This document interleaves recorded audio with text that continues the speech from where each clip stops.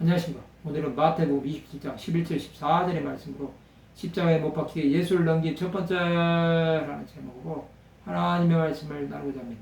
본 말씀은 예수께서 총독 앞에 섰음에 총독이 물어 이르되 내가 유대인의 왕이냐? 예수께서 대답하시되 내 말이 옳도다 하시고 대제사장들과 장로들에게 고발을 당하되 아무 대답도 아니하시는지라. 이에 빌라도가 이르되 그들이 너를 쳐서 얼마나 많은 것으로 증언하시는지 듣지 못하느냐 하되 한마디도 대답하지 아니하시니 총독이 그게 놀라워하더라. 이제 예수께서는 총독 본디오 빌라도 앞에 서십니다. 그는 예수를 저희 재판을 맡은 것입니다. 그는 예수께 내가 유대인의 왕이냐고 묻습니다. 그는 정확하게 안 것입니다. 그가 이렇게 말한 것은 대제사장들의 말을 들었기 때문입니다. 예수께서는 그의 말에 대해 내 말이 옳다고 말씀하십니다. 예수께서는 그 재판할 수밖에 없음을 이해하신 것입니다. 예수 그리스도는 대제사장들과 장로들에게 고발당하셨지만 아무 대답도 하지 않으셨습니다. 예수께서는 악한 자들의 충동에 아무런 반응을 하지 않으신 것입니다.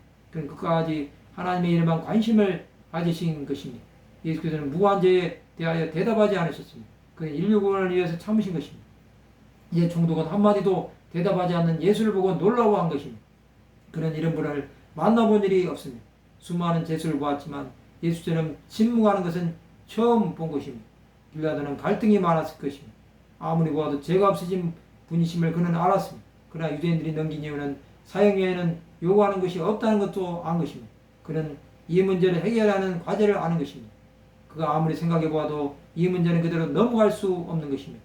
유대인들은 작심하고 온 것입니다. 그들은 예수를 올무에 씌워 죽이려고 한 것입니다. 이런 것을 알면서도 그들의 요구를 들어주어야 하는 것입니다. 그렇지 않으면 밀란이 날 수도 있다고 생각했을 것입니다. 유대인들의 심리는 거의 광기에 가까웠을 것입니다. 그들은 예수를 죽이지 않으면 물러서지 않을 것입니다. 그들은 하나님을 두려워하지 않았습니다. 자신들의 요구사항만 들어주면 무엇이든 할 기세였습니다. 그러나 총독이란 자리가 마음대로 판단할 수 없는 위치였습니다. 그러면 그는 로마제국의 관리였습니다. 그들의 식민지에서 예수를 죽일 권한도 있었습니다. 그러나 그것은 남용하면 안 되는 것입니다. 공정한 재판을 해야 하는데 그것이 말처럼 쉽지가 않습니다. 유대인들의 요구를 들어주지 않으면 자신의 위치도 흔들릴 수 있습니다. 총독의 심리는 이러했을 것입니다. 예수 앞에 선 자는 예수의 뜻을 알아야 합니다. 그러나 사람은 그 뜻을 알기가 어렵습니다. 하나님 나라를 위해 살아가는 사람은 어떤 상황이 와도 예수만을 바라보아야 합니다. 그것이 하나님의 뜻이 온전히 이루어지는 길이 될 것입니다. 우리는 그리스도의 손에 붙들린 자들이 되어야 합니다. 말씀을 마치고자 합니다.